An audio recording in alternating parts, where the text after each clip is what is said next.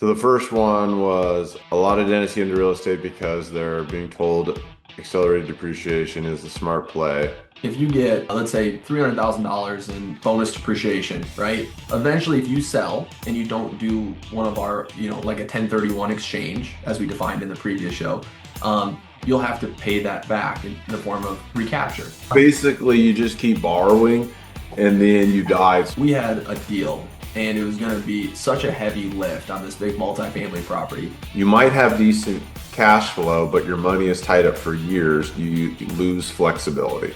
Okay, what are your thoughts on this? The solution for that I've found is opportunity zone. It's like, man, it's like I was trying to put nails into the wall with my fingers, and then I found a hammer. Welcome to the wealth strategy session. This is where we unpack one key wealth building strategy at a time and show you how to apply it. We have an awesome show today. Our wealth strategy session topic, the great debate. Do real estate investors really save on taxes? Part two. With me today, as always, is the Sultan of Smart Money, Dr. Reed Faldet. Reed, how are you this Friday, the December 12th of 2025? Man, got specific on that date there. Yeah. I'm good. I'm good. Today is it's gonna be a good day. Got a lot on the plate, gonna feel productive. We're doing our office Christmas party this evening. Our offices are all getting together, so the girls always love that. So we'll give out some awards and eat some good food, have some good drinks, and hopefully everyone will have a good time. Yeah, that's fun. Celebrate. Um, how's construction at the house? I don't hear any hammers or dust behind your head. Yeah, so everything is still covered in fine dust. It's some days I look like I'm like the old school teacher on the chalkboard with like handprints and stuff on me. Um, the right now you don't see it, but this is like my office, and I had to. So the doors are all getting painted, and so I just had to lean the door against the door frame and put pillows and stuff around it to kind of soundproof. I think it's working, but there's You're definitely in it. there's saws in the background for sure. You're in it. Yeah, Yeah, I'm everything in takes work. You remember, like in science class, the concept of entropy? chaos Yes, unless work is done, the universe like moves towards default chaos. moves towards chaos, right? And so that's how I think of a house, right? Like you can fix it, but like as soon as you fix something, like, the next 20, 30 years, 10 years, 5 years, everything's moving towards chaos. You're just gonna have to fix it again. Thanks for That's that. Thanks for that. we I have bought a myself some time. You buy yourself that. We have a 1960s house, and literally it's great. We love our house, but like there are probably like there's a plumber in our house today, and he's got like six things on the to-do list. Oh, Right? It's not one. It's just like, over the years, like yeah, things fall apart. So yeah. yeah. Okay, Reed. So on this topic here, last week we talked about accelerated depreciation and how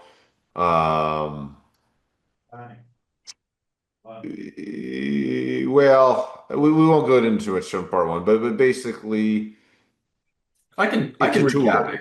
I can You recap it wanna quick. okay. Yeah, so the whole premise came from this Facebook post, right? So in the previous, if you watched the previous show, we're starting to just break down this Facebook post of one of our colleagues kind of posted why he thinks, real estate people who pitch the benefits of bonus depreciation and tax benefits maybe are misguiding more novice investors on this concept and pulling people into real estate under the guise of all these tax benefits without them realizing what they actually are.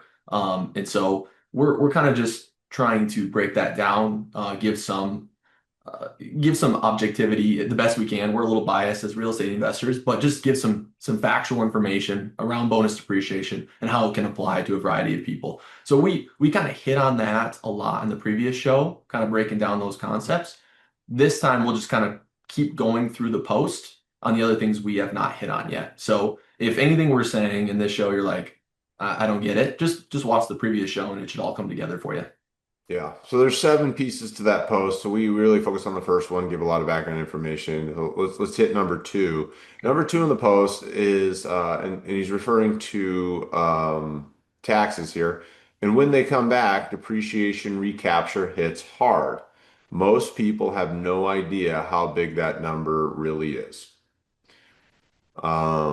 I fully understand depreciation recapture, right? And I plan for it. So for me, Yep. it's just it's part of it, and I have a plan for it. But what thoughts come to your mind, Reed, when you hear that or read that? Yeah, so I think just like a very simple way to think about it is if you get, let's say, $300,000 in bonus depreciation, right? Eventually, if you sell and you don't do one of our, like a 1031 exchange, as we defined in the previous show, you'll have to pay that back in the form of recapture.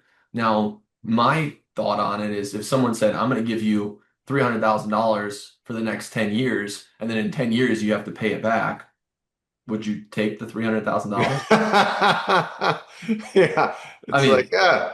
So y- what Reed's getting at here is as long as you understand it, you can plan for it and you can compound over that 10 years, you can take that 300,000 and maybe triple it, right? And then pay back the 300,000 and now you have 900,000, you pay back the three, you have 600,000 that you wouldn't have had, right? And that's the general concept to compound investing and deferral of taxes. What I think the poster here, who I very much respect, what was trying to say here is people who are selling this stuff don't mention that, right? They don't mention the back end. You got to have a plan, right? So you just need to understand it. Now depreciation recapture. So what is this? Is basically yes, if you get a tax benefit from the government and then you sell that property that you got the tax benefit from the government wants their money back. Okay, if you don't sell it, they don't want their money back. You you can die and you never have to pay that. Your heirs never have to pay that.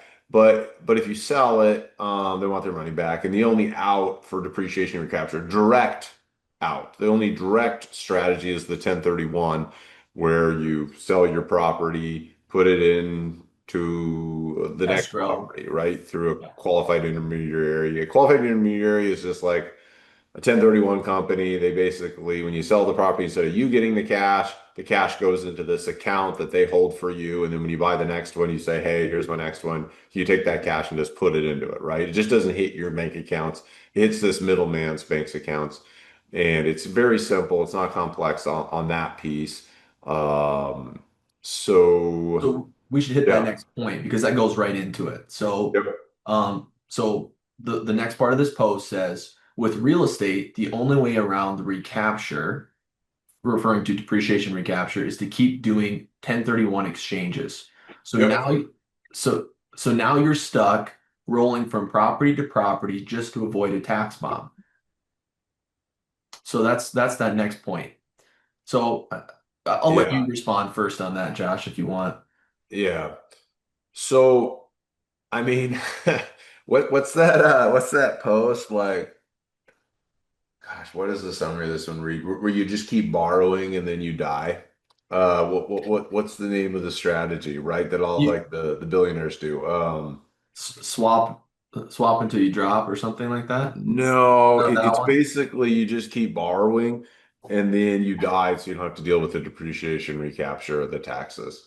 Okay. Um, it's the same concept here is like there are so many real estate guys that have a large portfolio, and when they pass that real estate on to their heirs, they're not dealing with these tax issues. They're dealing with estate tax issues, which we also have solutions for, but they're not dealing with these tax issues.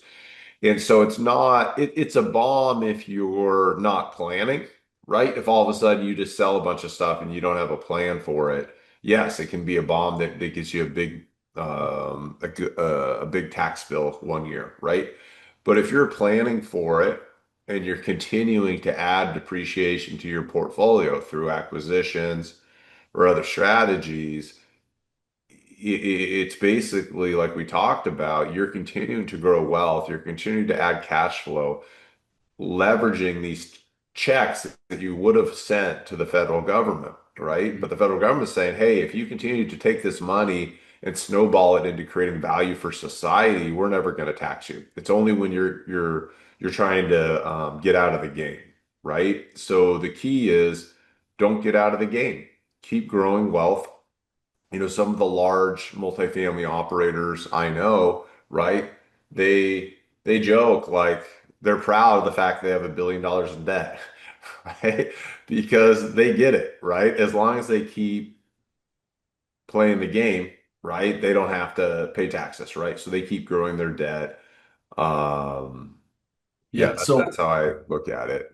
yeah. So how I think about it too is so we had a deal and it was going to be such a heavy lift on this big multifamily property that we were going to pretty much triple our money in like 2 years, right? Yep, And so we were looking at this and we're like, okay, as partners, like, are we willing to 1031 into the next deal together, right? We weren't yep. going to do like a TIF setup. We were going to do it that way. Um, oh, tick, excuse me, tenant in common tick. So we were talking about it, and then we just realized like, you know what? There's enough gains on this where we could just pay the taxes, and it's no big deal. We'll pay the capital gains. We're not going to accelerate that much depreciation, so like we'll just take the tax hit and we'll be fine because we've already had such a good return. So there's nothing wrong, right, with realizing a gain if it fits within your Yep. overall kind of global perspective. The other side of that, as you said, is if if over here I'm deciding to sell, but over here I'm still buying, I'm all of the depreciation from what I'm still buying can offset what I'm selling. So it's just like kind of this big pool that you get to draw from if you want. Um, And the term for that is specifically is the lazy man's 1031, right? Like let's say you don't 1031, what do? You buy another property and depreciate that, right? Later on. Yep. so there is so you don't have to get locked into a 1031. You don't have to do that. I guess what I'm saying here. You could There, just there's pay the flexibility. taxes or buy something else. Yep. There's flexibility. And the concept I was thinking about, sorry guys, I'm a little slow today. I worked out hard the last 2 days. When I work out, my brain power significantly drops. Is buy, borrow, die, right? Buy power die. So you're accumulating appreciating assets. You don't sell them, right? Whether it's real estate or a business, you borrow off of that, right? Whether it's the stock of that company or the company just borrows more money, you take that money, you keep buying stuff, right? And if you don't sell, then you don't need tax strategies.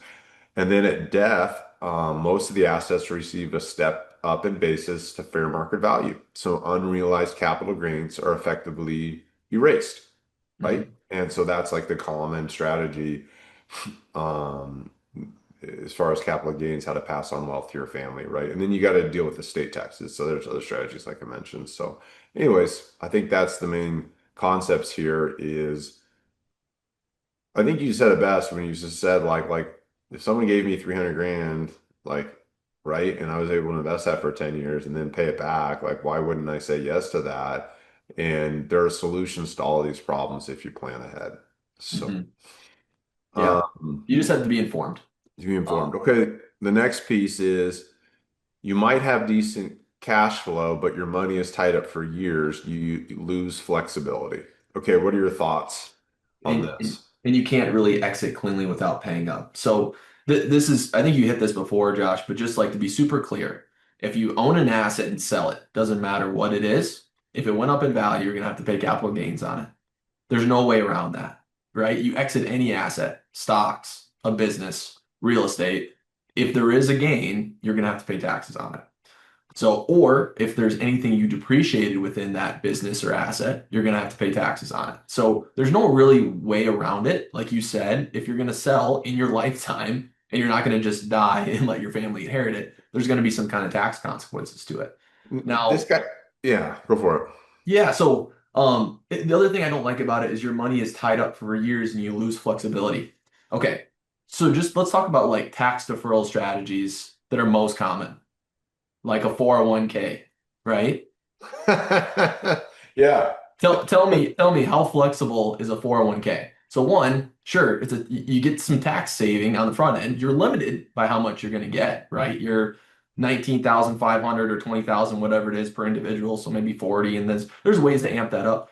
But you're at a certain age, you're required to withdraw from it. So you have to pay taxes on it, right? At that point in time. There is no flexibility. You can't do anything with it till age 59 and a half without penalties. So that's not great, right? And three, and it comes, there's no such thing as a step-up basis for a 401k. As soon as you die, it's your heirs have to dissolve that 401k within a certain period of time. So essentially, you have to liquidate everything. So I'm just, if you're talking about tax deferral strategies, like what is the alternative, right? A 401k is not a great alternative, and that's the most common one a lot of people use. So. IRAs, HSAs. I mean, I like those better. There is some flexibility there, but there's still rules you have to follow. And so there's not, yeah, this comment. I think what he's really doing, this is a stock guy, right? So he's really referring to stocks, right?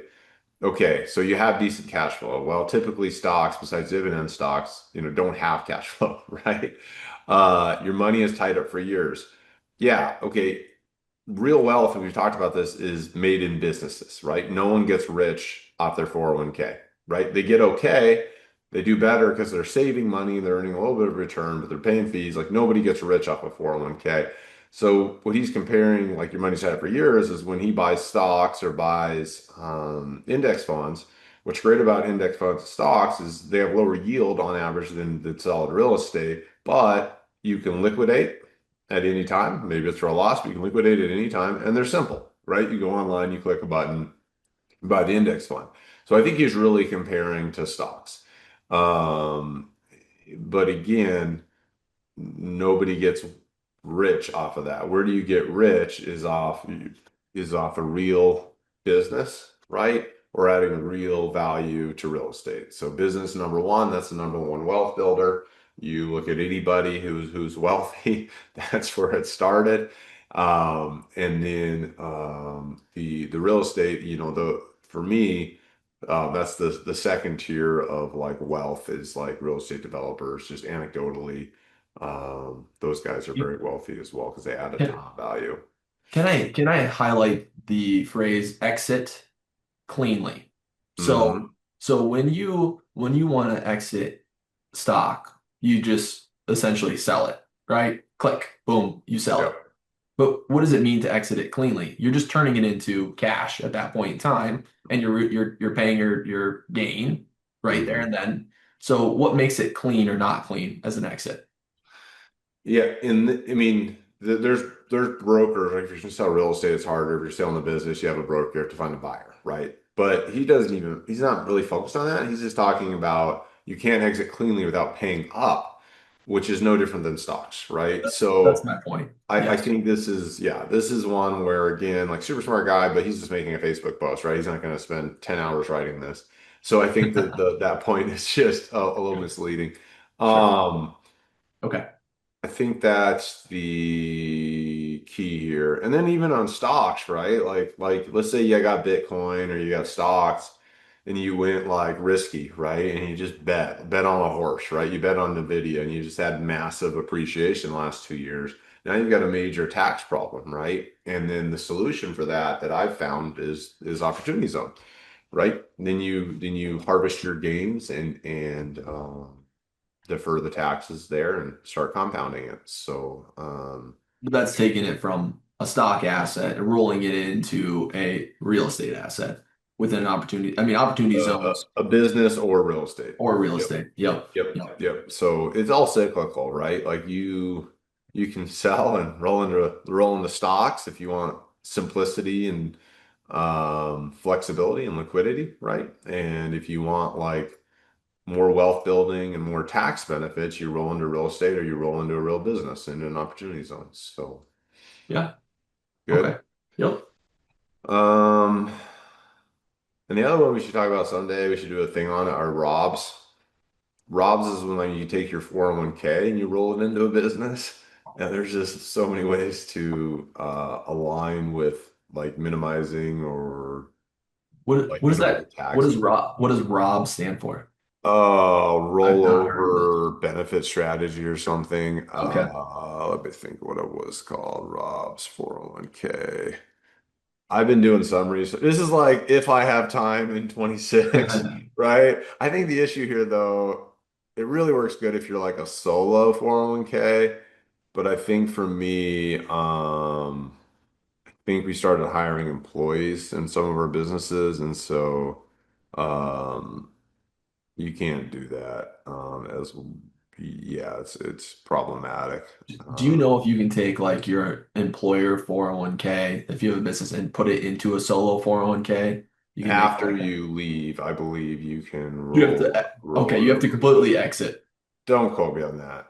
It's Don't it's quote me on something that. it's But something I like believe you can roll it into the solo okay. and I think we or would the have to. ROBS. Yeah, It would. roll over as business startups. So Oh, it's yeah, it's pretty cool. There's a lot of it's pretty cool. But we'll talk about that one another time. okay. Um, okay, so number last two bullet points here. For dentists who genuinely want to build a long-term real estate portfolio, that can be fine. But a lot of dentists are being sold on the tax benefits without understanding the long-term commitment that comes with them. 100% agree. Hmm.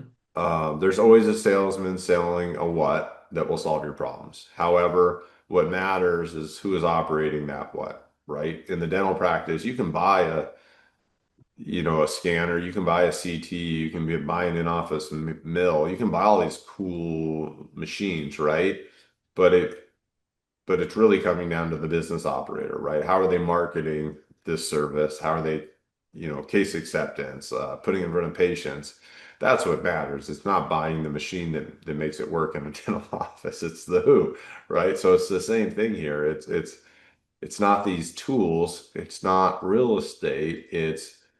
Yeah, real estate has some major fundamental differences versus especially stocks that are very advantageous, but you got to understand the pros and the cons and line it up so you're maximizing the pros and you're mitigating the cons.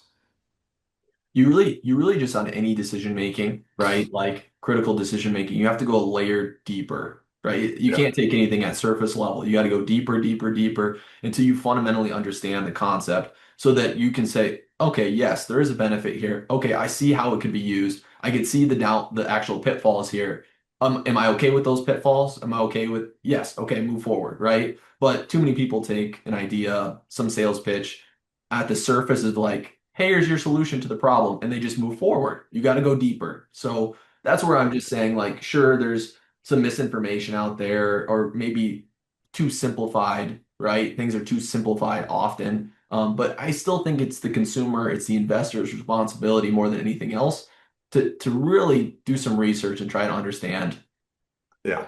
that. So. Like I have this phrase that triggers on my brain every time somebody tries to sell me something. It's yes and, right? I'm like, yes, that is great. And this, right? So, did I mention the appliances money I saved last week? You said something like 60,000 or something? Yeah, so like we had 5,600 for these mid-range G appliances in our budget for our apartments, and it's like we sent it to like the most popular company locally that does most appliances, and they gave us a bid. I don't remember what it was, but it was getting close up there to our budget. And it's like, yes, we could do this, and we could look at two other places that are not as popular and see what happens. We went to Home Depot and we we talked to the people there. They're like really sweet and they worked hard and they tried to get us numbers and things didn't work exactly as they had planned, just the computer system did it. And then we asked to talk to the manager. And at first he was kind of chuckling and then we're like, no, no, like bring him if you'll come. And this was like later in the evening. He comes out, super cool dude. So nice. Turns out he owns like duplexes and like Real awesome, estate right? guy, real estate So so now we're getting these appliances for 2,800. guy. Wow. Okay. So 2,800 times 30, right? Like whatever that is, that Nine, that that is our, I mean, it's like 84,000. 90,000, ninety Yeah. thousand almost. Yeah. So it was yes and. Yes, we could have taken this, but we can also talk to these guys. And yes, we can go to Home Depot and accept that their computer system's kind of screwing up and it was a little bit higher than, 2,800. I don't remember what it was, maybe like 3,400. Still better than the other guy. Or Yep. we can just say, hey, can we talk to the manager? Yes, and can we talk to the manager, right?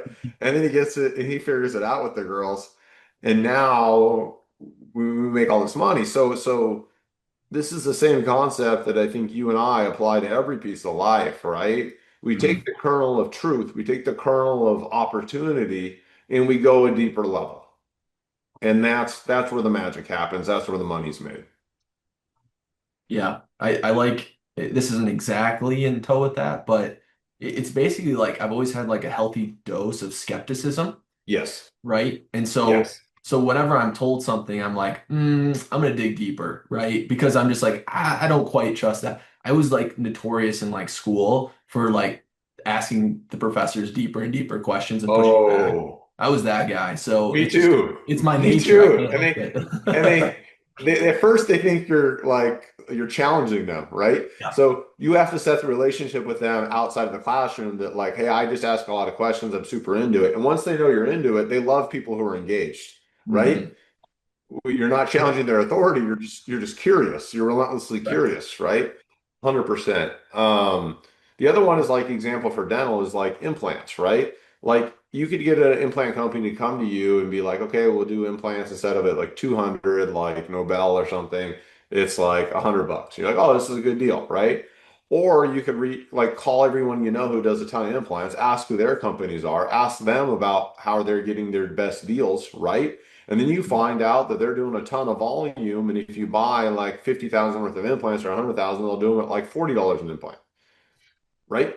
But it takes like it takes that extra level, doing the Yes. research and getting that better deal. And that's really where the money's at, both in dental, but also in real estate. Like the more I get into deeper and deeper into real estate, it's these government tax incentives that is your profitability.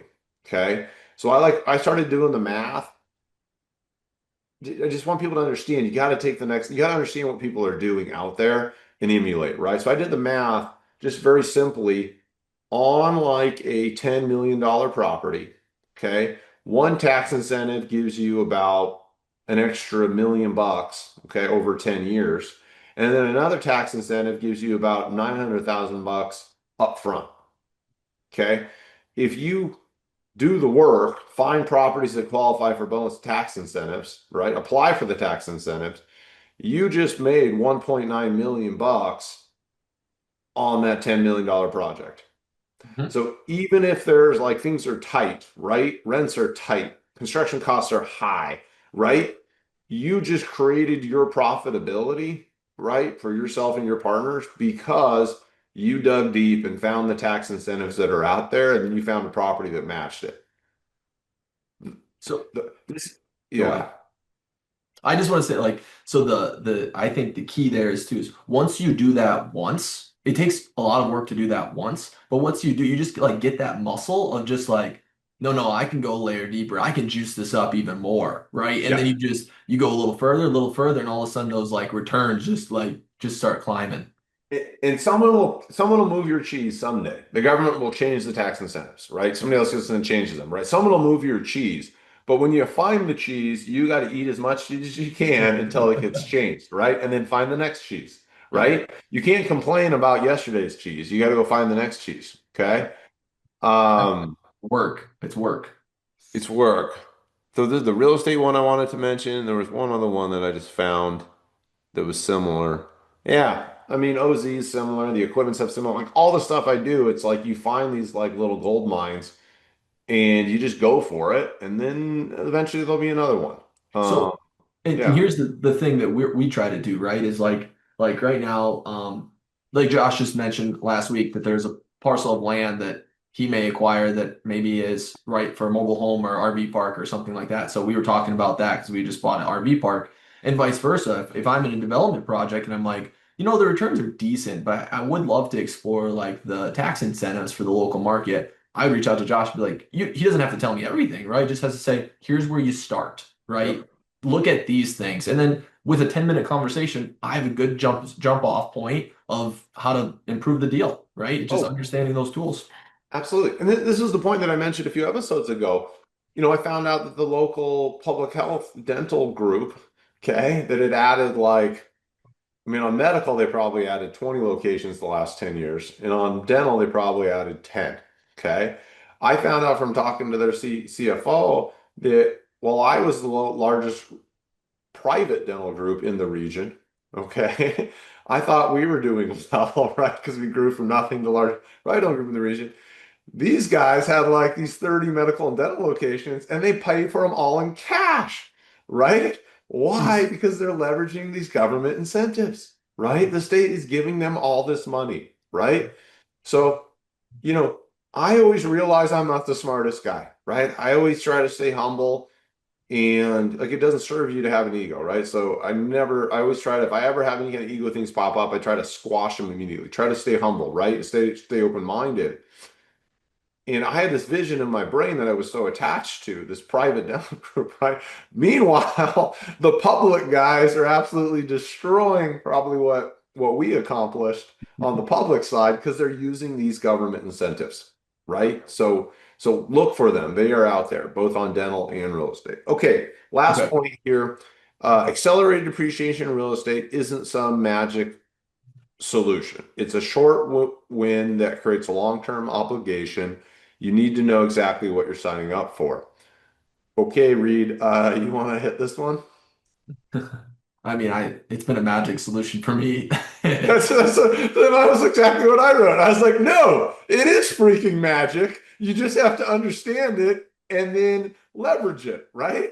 You know, it's It's like, man, it's like I was trying to put nails into the wall with my fingers and then I found a hammer. You know what I mean? It's like, yeah. okay, boom, boom, boom. You've heard this one. Compounding interest is the eighth wonder of the world, right? Hmm. Like you've heard that phrase. Well, accelerated depreciation is like compounding interest on steroids, right? So I do think it is magic, but there are challenges. There's capital gain tax, there's depreciation recapture. It's an Hmm. operating business, not nearly as hands-on as dental, way more hands-off. And there's thousands of property managers out there to put between yourself and this business so you don't have to manage it.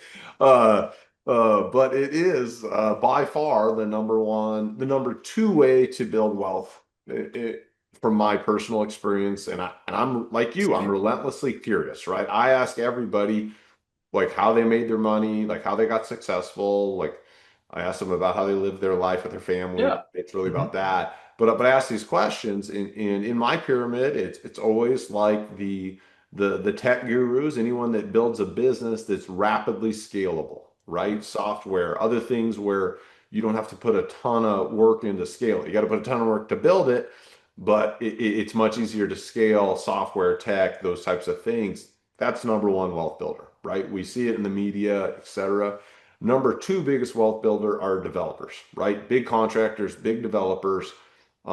It's just how the tax incentives are built, how the business is built. It's much more passive once you get a property going, right? Can I And there's massive tax benefits. And So can I say this, that most of those tech people, right, those big tech businesses or any big business people in general that exit, where do they usually go?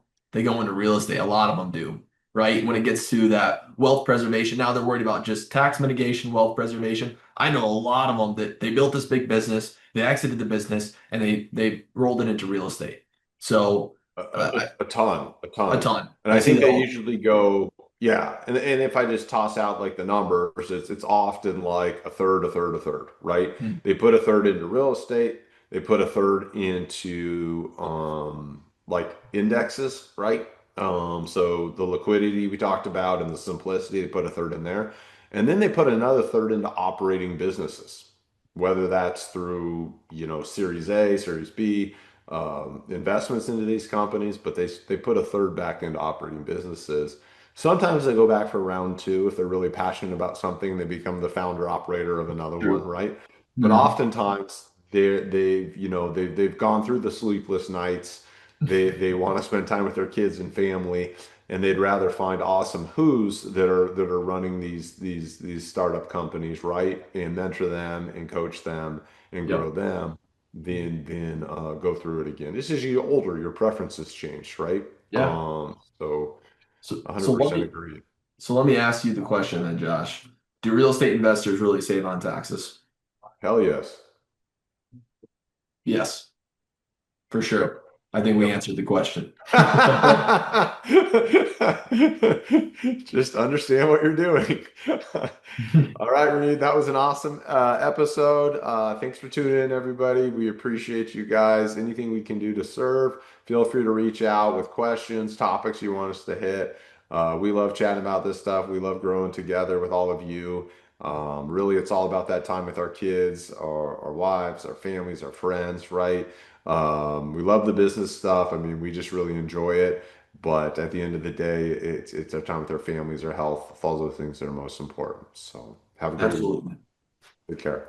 Thanks for joining us today. If you want to connect with us directly and keep the conversation going, join our private Facebook group. We'd love to have you in the discussion.